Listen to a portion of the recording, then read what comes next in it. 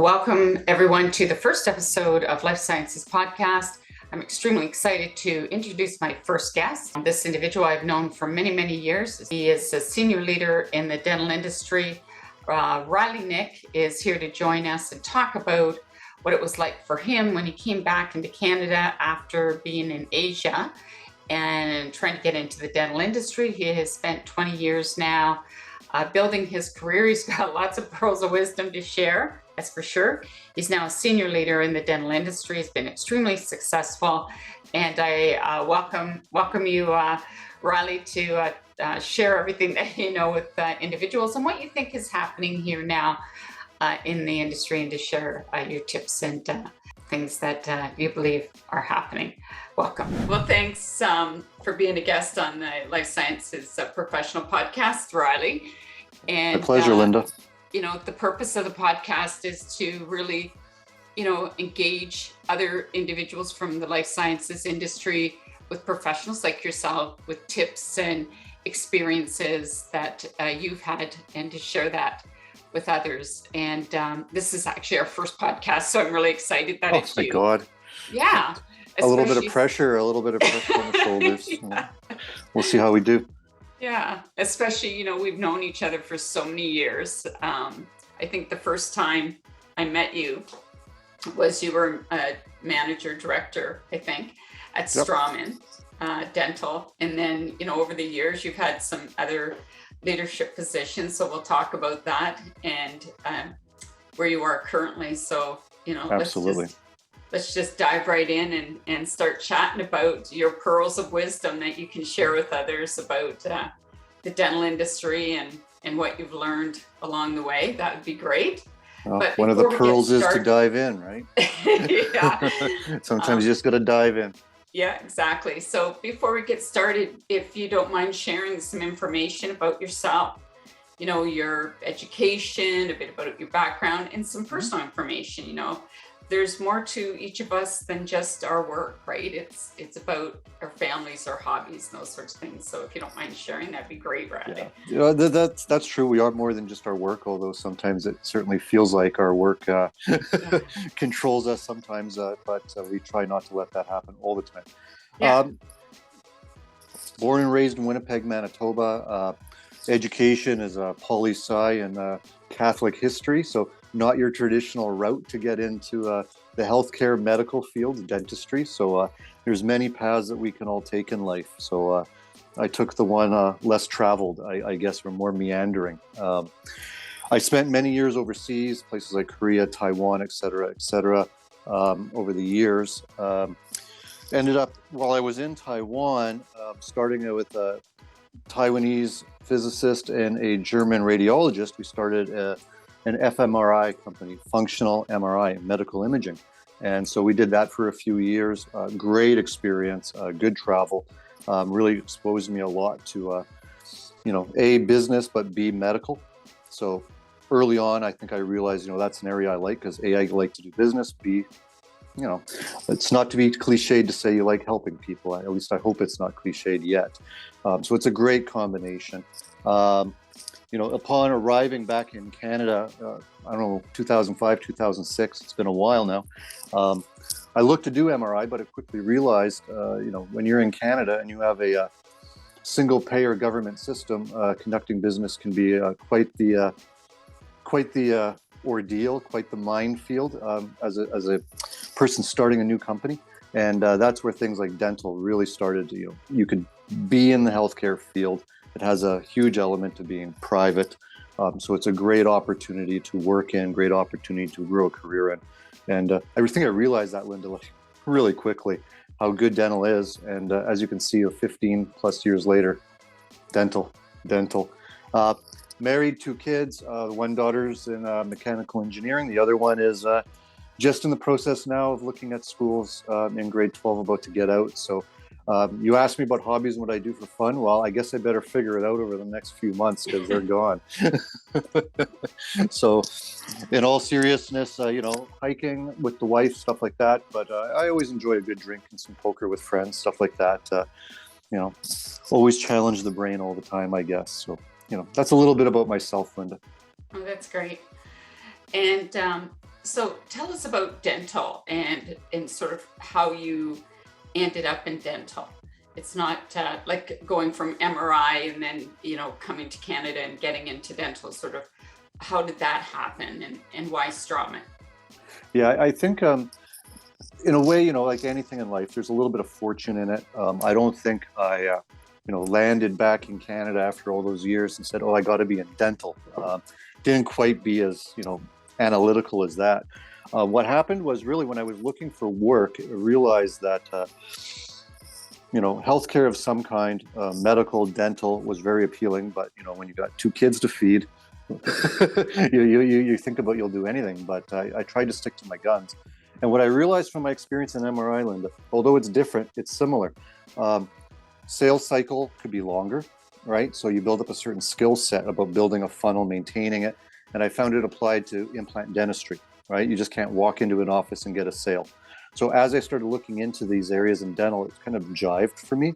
And then, for example, also in the MRI field, aside from a longer sales cycle, a lot of education was required.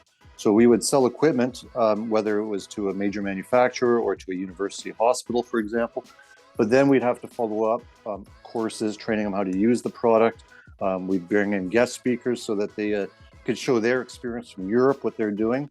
And lo and behold, I think I'm creating this because we're a small company, and I figure, oh my God, look what I'm creating. I land back in Canada looking for something to do, and then I start looking at Straumann, and lo and behold, the business model, it's like, wait a second, I do this every day.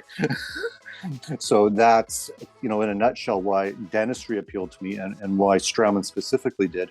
Quality products, education.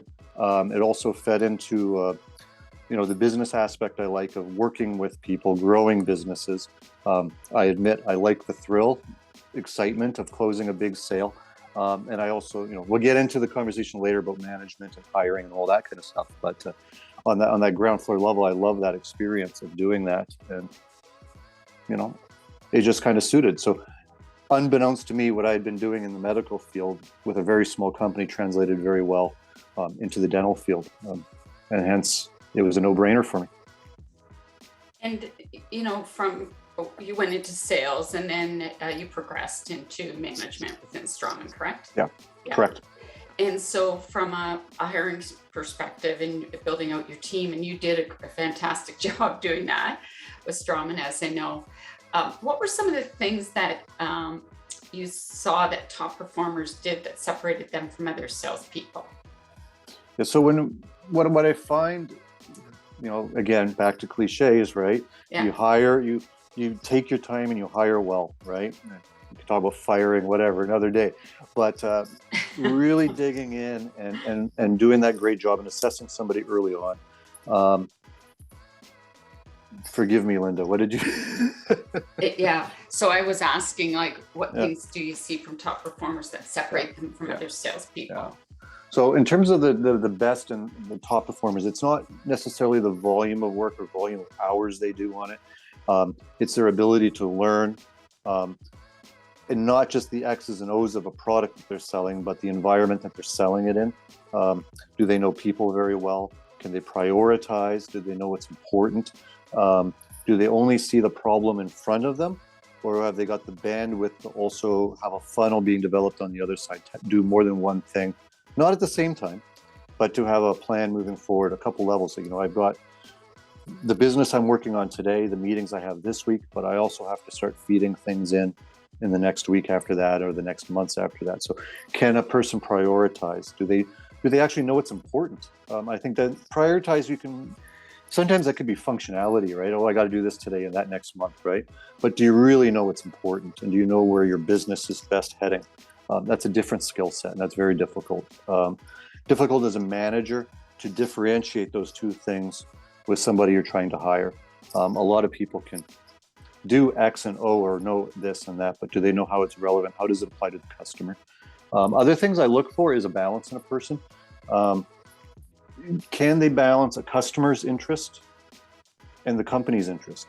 So what you find oftentimes in a sales rep is somebody who is, they're in love with their customers, and that's a great thing. Don't get me wrong. Oh, yeah. But it's to the detriment of, what's your profit margin with, are we making any money on the deal? How many hours is being consumed versus, what you're providing, being realistic.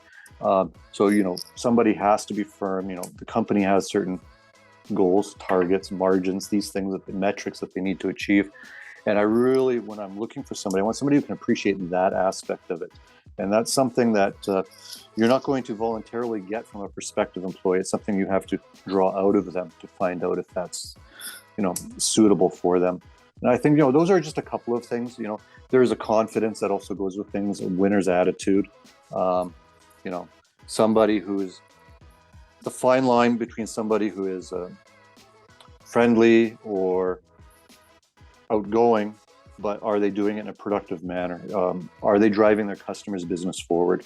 And Linda, the biggest thing for me, and this is something I learned very early, whether you're in the interview process or early on in training and developing people, is I always encourage people who work with me to come to me with an idea in mind, an answer, a solution. I get it. As a manager, people want to know, can I get 5% off, or can I do this? Can I do that? I totally get that. But I want to train them and encourage them from day one to come to me with what they think is the best solution. Now, I may, forgive me, I may shit on it. But, I almost never do. And because people don't want to give you a crazy idea.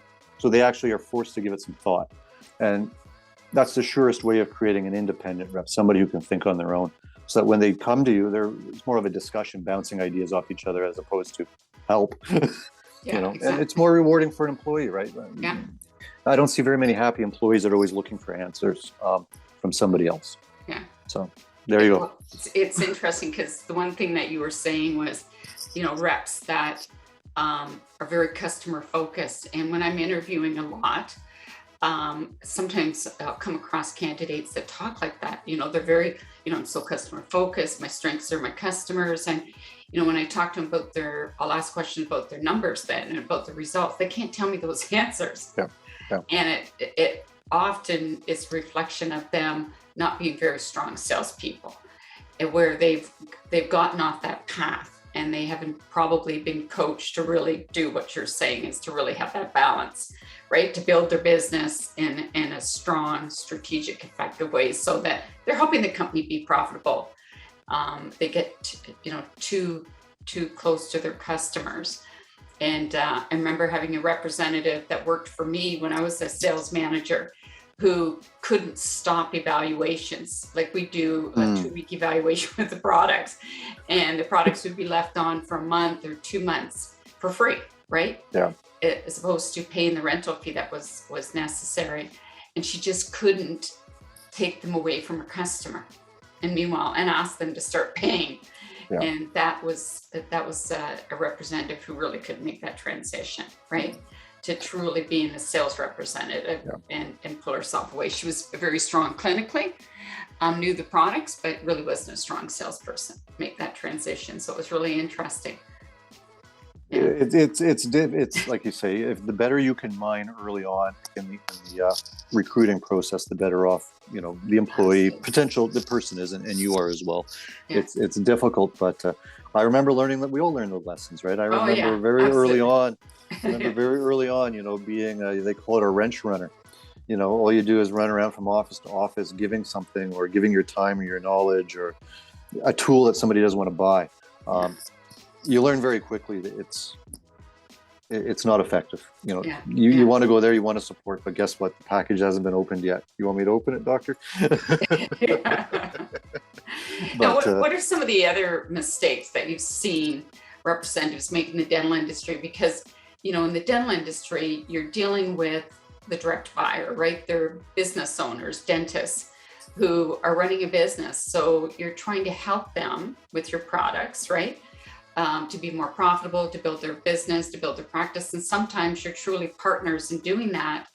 But there's common mistakes we see sometimes dental representatives make, when they're partnering with their customers, or even when they're starting out.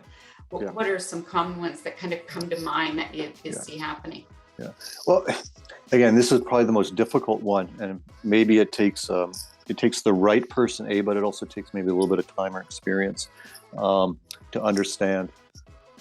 As a dental sales professional, You are supposed to be the expert in your chosen little area. And if you're whatever it might happen to be, scanning, intraoral scanning, or who knows, composite, crown and who the heck knows? It could be anything. Dentistry so varied. But as a sales professional, you're an expert in that specific area. And the biggest issue that I see from young reps, but also it can go across, because once the habit is established, it's very hard to break. He's a doctor, he's the professional, he knows what he's talking about. Well, guess what? He could be a solo practice owner. He could be slammed in the mouth 24 hours a day working, and he's not thinking about what the trend in dentistry is, or what is changing, or what he could do differently. And what you need in a rep is somebody who can actually have the confidence to be that expert in that area, to really speak with confidence in that area that they're an expert in. And you don't see nearly enough of that. So I think that's one of the major downfalls for people. And if you're not an expert in your area, how can you help that doctor? Yeah. Whether it's saving time, saving money, being more productive, you name it. It's that separates the regulars from the ones that can achieve. The superstars, the representatives. Yeah, absolutely. Actually, that's a fantastic point, because you can see the representatives who just come in and, are you servicing or selling, right? Yep. Are you bringing added value or not? Are you just coming in and just going through routine? But it's the representatives who truly bring the value. Yeah. And that is, every time you go in, you have to ask yourself the question, am I bringing value to that practice, to that customer? And if not, why not? Are you going through the mundaneness of the day? Yeah. Well, for me, that's kind of like a bigger overarching what separates the good from the great. Yeah. If you want to talk about, mistakes that reps make or dental professionals make in the field all the time, every day, I would say, I think it's very easy to let the day take over the narrative. So you lose your objectives, not only within a single sales call, but within your day or your week. So I think you have to have a discipline in that effect. That's very difficult to do, but it's a must. I think it's very important also when you're dealing with customers. Simple stuff. If you say you're going to do something, do it. If you don't know an answer, be very honest and transparent. I'll get it for you. Stuff like that. I know everybody says they do that, but in the heat of the moment, it's very easy to say something, and then when you leave the office, it's like, oh God, now I got to call back and correct it. Stuff like that. Well, as long as you call back and correct it, even that's better than not, right? But I think in many respects, it's the discipline of the day of following your plan, supporting your customer, and keeping the idea forward. I know you'll see many people talking about sales calls, sales plans. I think all that stuff is very important. But the little stuff as well, proper follow-up, taking notes. Oftentimes when you're having a business meeting, and this is what you should be having, state up front, I'm going to take some notes, because that's what holds somebody else to it. You're not just being held to account yourself, you're holding your potential customer or your doctor to account. If you've come to an agreement, I'll do this if you do that. Do you mind if I write that down? You can't, there's all sorts of cues you got to pick up on, and you got to secure it. Sorry, I'm getting a little minutia there, but that's you can't remember it all, right? That's right. That's right. And to them, it looks like you're in tune, like you're paying attention. But it's surprising, right? Like any research you read, that's one of the number one things that make customers upset. Doesn't matter what business you're in. It's the do what you say what you do. Yep. Right? It's simple, but it's something, to your point, that is missing. But the great performers, they do it. They don't forget. Yeah. They follow. And I think that has to be maintained over the years and over time, right? Because as a new employee or a young employee, you're jacked up and you're excited. You're going to follow up, in theory, like God knows, but you're going to follow. I remember myself when you're brand new, you're following up on everything. You're on top of it like crazy, because you have that drive. It's something that needs to be maintained over time. So that's an excellent point. Yeah. If you can't do it in the first 3 months or 6 months, oh my God. Well, you and I both know the industry has changed and evolved, and even the pandemic made things, go fast forward. I think sort of in any industry for that matter. But what skills do you think that the sales representatives need now in the industry to be effective or to compete, if they're going to, beat out their competition? What do you think are sort of the top 2-3 skills they really need to make sure they're honing? I think you have to be more of a business professional. You got to remember, dentistry covers a lot of things. You could have high-end, complicated surgical stuff. You could have gloves. It goes all over the place in dentistry, and you have to provide a business relationship, and you have to look at how do you grow a business, grow revenue, save time, whatever it happens to be. Because over the last 2 years, online ordering, Amazon, there are so many channels for an assistant in an office or a doctor in an office just to go online and buy something, and you never get that chance. Yeah. So what you got to do is provide that value. How are you growing their business, saving them time, whatever it happens to be. So I think that's huge, and you have to be willing to use your networks. Knocking on that door and getting in is not as easy as it was. I'm not saying it ever was super easy, but the opportunities are declining for that. So you have to leverage your networks. Yeah. Right. Wouldn't you say, Linda? Yeah. If I've got it, I love this when I was a rep on the ground, and I try to encourage it all the time. If I have a happy guy, a happy lady who's enjoying the product I'm selling and the support I'm providing, I have no shame in saying, well, who should I talk to next? I have no compunction, because if you really are doing a great job and that person really is happy, trust me, they will 100% of the time say, oh, you got to call, my friend down the street, 100%. So I think in this day and age, like you say, with COVID and all that, I think you have to really not just show this is the deal of the week, but you got to show how you're growing their business and leverage your network. For sure. Yeah. Oh yeah, for sure. Yeah. And in terms of, we talk about sort of the skills, but it's in terms of attitudes or behaviors, habits that they must have to differentiate them. What are some of the things that, we've all seen different attitudes and behaviors and representatives, when we're doing sales training and we're observing the team, or you're out in the field. What are some of the attitudes and behaviors you think are key? I think one of the biggest things to mention is there's a variety. There's no one answer. Everybody has a different personality. Linda, I as much as I would like to say there's a formula, and every time I hire, they might not look the same, but they speak the exact same and they plan the same. It doesn't go that way. So you have to look, are they comfortable being with who they are, and does their I don't want to sound corny, but I want to see that they're a genuine person, and that comes across. Yeah. In the interview process, it comes across to me. And then when you're out in the field, it comes across to a customer. Yeah. So yes, of course, you want the planning skills. You want the ability to learn skills. You want all of that stuff. But I want to see that when they project their message, when they're talking, they're themselves, their personality comes through, what they want to say. As I've hired a bunch of people over the years, who've been rookies of the year, sales reps of the year. It goes on, and they tend to stay with, whatever company I've hired them for quite a while, which is great. So the track record's good, but can I say they're all the same person? No, I certainly can't say the same person. I can think of some that are more soft-spoken, but what they say carries a lot of weight and a lot of volume.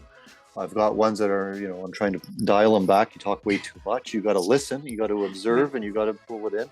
So there's always coaching, but their enthusiasm, their targeting, their knowledge, is a strength. So you try to work with it. I think being genuine to who you are, but the core underlying things, proper planning, proper knowledge, those things are huge. And then again, thinking with that business mind. Yes, I want you to be customer focused, but customer focused to help them grow their business, not for you to sell something to them. So what's interesting is the genuine. When I think of the people that you've hired with us, like partnered with us recruiting, that genuine is exactly what you hired. So it didn't matter. Like I think of, Aaron, huge, he carried, walked through the door and he took the door, right? He was just fills the room, but he's a very genuine, soft person. And like anyone else, they were all different in terms of, energy, or maybe a little more laid back, or just a big presence. They were all very genuine individuals. So that's very interesting perspective. And I think that's something that holds a lot of weight. Yeah. that individuals should be thinking about when they're hiring, because it's presence, right? It's the way that people are perceived. It's building trust, likability factor. Absolutely. Yes, we want to have that consistent positive attitude and the right behaviors to bring in the numbers, bring in the results. But when people are genuine, they're more than likely genuine people who want the company to succeed too, and want their customers to succeed. So I think that's why you've been so successful hiring people, great people, and they stay a long time, right? Yep. Those people are help you. Those people will, very much have their customers' interests at heart. They will have the ability to build their business, but they also understand they're within a sales team themselves and with a company themselves. Yeah. So my personal opinion, you talk about the errands or the math, it goes on and on. I think they all take a very good care and a very good interest in what's happening in the company itself. Yeah. And that's a big sign too. So that's really nice to see. Yeah. Fantastic people for sure. And in terms of the dental industry in the future, where do you see that going? Like you did allude to the online and the Amazon and that kind of stuff. Yep. But there's the DSOs and so forth. Where do you see it going? It's exciting. Like I love the dental industry myself, just because the type of people and that work in the industry and that we're the clients we work with and the candidates, but also the evolution of the products and how fast-paced it is. But where do you see it going yourself? What's your opinion? Yeah, that's no matter what I say, we look back at this at this podcast in 5 or 10 years, I'll be completely wrong. No, I doubt it. But I don't think I think it's so dynamic and there's so many directions that it can go in. It's hard to say. I think the rise of corporate dentistry, that tide is not going to change, period. So we're going to see ever greater amount of corporate dentistry. That's a margin squeezer. That's a margin crusher. So you're going to have to find more companies that can be dynamic, that can make, those relationships, still make viable goals and to go from that direction. So the rise of corporate dentistry produces a lot of opportunities, provides a lot of challenges in terms of that. I think that's huge. Part of the rise of corporate dentistry, I think, goes hand in hand. And, I think the rise of female dentistry, the female dental population in the office, especially the dentist itself, will be, if it's not the majority, it will be in just a matter of years. And that doesn't change much in terms of some of the clinical stuff, but it does change a lot in terms of lifestyle, life planning, how people work. So I think that means a lot too. That's something to be, very much considered. Yeah. And frankly, the rise of corporate dentistry and the rise of, female dental practices and all that, to some degree, it goes hand in hand. It's not just people retiring. It's people that want a work-life balance. They don't want to run a business. And, that goes for anybody, frankly, not just one person or another. But I think those dynamics work together to change things. And it's technology, the internet. It wasn't that long ago, if somebody bought from a dealer or from a supplier, they would buy everything from them. And now what I find is more and more, if I need that technical support, that knowledge, that business, I'll buy this from you. But you know what? I used to buy the gloves and masks from you too, but now I'm just going to click a button online and order from somebody else. It's cheaper.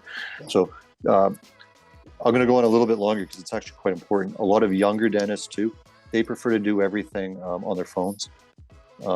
So you remember like eShop, right? All these companies, you go to Henry Schein, you go to Patterson, Sinclair. I got to say all three names. I got to be fair. When you go online, it used to be online ordering, but now it's, what's easier is just a doctor to pick up his phone and just to text, I need 4 boxes of this, or I need 3 hand pieces, sable hand pieces. And you just text it off to the rep. So the dynamics are constantly changing. So just because it's technology doesn't mean it's the online ordering eShop portal. It's being done differently. Mid-size and smaller dealers and sales reps themselves, they get a lot of stuff via text now. And I think it's got to be a way to be constructive, productive via that method to get the orders done and all that stuff. But it's changing pretty fast. Yeah. Now, what, interesting that you bring up that point, and that sort of leads me to my next question. Because of the changes and sort of what's happening, sales reps need to make sure that their skills match the industry and the changes within the industry. So what do you think are, say, 2 or 3 skills that the sales reps need to make sure they're developing? Because, we also have a lot of representatives that have been in the industry a long time. And then we have like new up and coming representatives as well. So, there's such a widespread of skills that are in the industry, but they obviously need to be relevant to the needs of how we do business in the dental industry. So what do you think those skills are? Well, I think, if I'm coming from a prospective sales rep perspective, so I'm that person looking for that sales position or my first sales position or getting into dentistry, what I'm really evaluating is the company I'm interviewing for. Do they know how to message a product? Do they know how to message a product? Do they know how to create? Are they customer focused in terms of creating value for them and not just saving money? Because as I mentioned, with the changes, whether it's technology, corporate dentistry, whatever happens to be, the pressure's there, the margin pressure. It's never going to change. It's only going to speed up. So you need to work for companies, and companies need to present it to prospective. If you want the best employees, you have to yourself be, the best yourself. Yeah.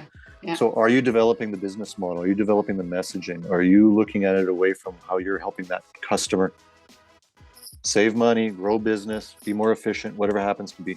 So you really have to, dial in both directions, whether you're hiring or looking that way, because it can be a real slog, Linda, if you don't have that focus, and you're going into the current environment.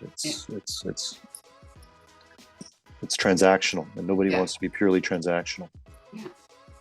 Well, and I see some of the younger representatives that are coming into the industry, or they're in it, is their ability to use Instagram, Facebook, like their social media marketing skills are fantastic. So their companies might not even have it, but they're developing it, and then their companies are adopting it, right? Which is, they're leading the way. So they are, confident in their abilities to use the social media platforms, and that's helping companies.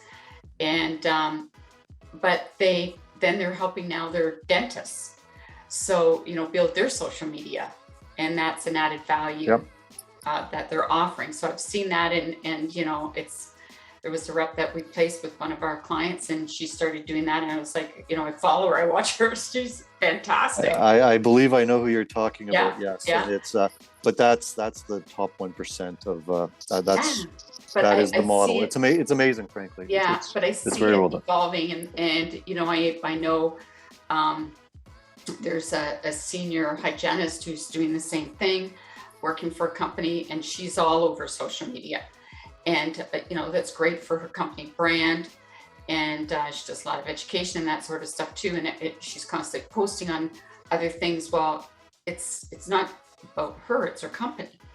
So it's very interesting to see how fast that is happening, and the impact, and I see that being aware of social media marketing and feeling comfortable with those channels, but and also texting and feeling comfortable texting your customers and whatever way they want to communicate, and clarifying with them, how would you like to me to send you the information? Because to your point, younger dentists, that's how they communicate. But not forgetting, when you're doing that, is to also make sure that you've got that human touch, because you can get too removed from customers if you're emailing, texting, and just communicating on social media. There still has to be some customer contact, because if you have a representative who does go in and there's that people to person contact, there is that closer connection that can happen. And I think that that's pretty important as well. But I was curious in terms of what you thought about the skills. And the other thing is, what do you think about the amount of sales training that seems to happen in that industry, in the dental industry, for companies? Oh, that's such a loaded question. Yeah, that's a tough one. Yeah, It really varies. Really varies. Some are very professional, very well done. Some less so. Yeah. Right. I think, when you're triaging the companies and you're looking either for a place or you're within a company, you're trying to develop it. I think it's a question of, you can't overload people. You can't be unrealistic. You have to figure out which way you need to go. There's certain training that isn't just onboarding training, but training that should be done for everybody. So continuous, whether you're a challenger salesperson or some other method that a company uses, or you do whatever you have to do, a hybrid or something like that. You have to have a long perspective on it and have training once or twice a year on it, bring in the new people, funnel them in. I think that's important, to kind of think about two ways. I think too many companies look at training as, all right, you're on board, you got 2 weeks, and then we let it slide. I know when I got hired, everybody's busy, sometimes you feel like you're learning it all on your own and nobody's there to support and all that stuff. Some respects, depending on the person, it works just fine, but I wouldn't leave it to chance like that personally. So the training, Linda, I think it needs to be balanced. It can't be overloaded. Right. And you can't let somebody sink or swim on their own. There has to be a review of it, basically. What do we need to get across? What does an employee need for 3 months? What do they need for 6 months? What do they need for a year? Right. And then you make it realistic based on that. Right. And what's your thoughts on individuals training themselves or investing in themselves from a professional perspective, sales skills, or, any additional, time management, organizational, get coaches, that kind of thing? This is, it's an interesting question, right? Because I don't know how many people, you talk about your individual's initiative to do some training courses outside of the company. Absolutely. Very rare, very rare. Maybe I'm wrong. Maybe it's changed dramatically in the last year and I've been, my head's been in the sand, but I don't think so. No. I don't think so. I think it's great. A sales professional, looking to improve themselves. I think people rely very much so on their own company, on their own companies. And sometimes that's all you need, because some companies do a bang up job, and you're really being taken care of. That's a great question, Linda. I think it's a matter of, again, people need to look at the company they've been hired for and what their benefits are. Most companies have some stipend, some benefit for courses for education. People think about it, if I need to do an Excel course or something, but why wouldn't it be a sales course? Why couldn't it be something to that effect? So take advantage of the resources, and use up all your dental benefits every year too. That's great. Absolutely. I gotta go for 4 appointments over the next 2 months to cover mine, but there's a plug-in for the dental, and absolutely, I love it. Well, Riley, I appreciate your time, and I think that there's been some helpful information for sure. And you've been very successful in the dental industry, and a great leader. I know your team loves working with you, and I know I've enjoyed it over the years too. So absolutely. All the best. I know we'll be chatting, but I do appreciate it, and I know our guests will enjoy our chat here today. So you have a great day, and I Awesome. appreciate it. That's wonderful. Thank you very much, Linda. This was fun. Well, you're welcome.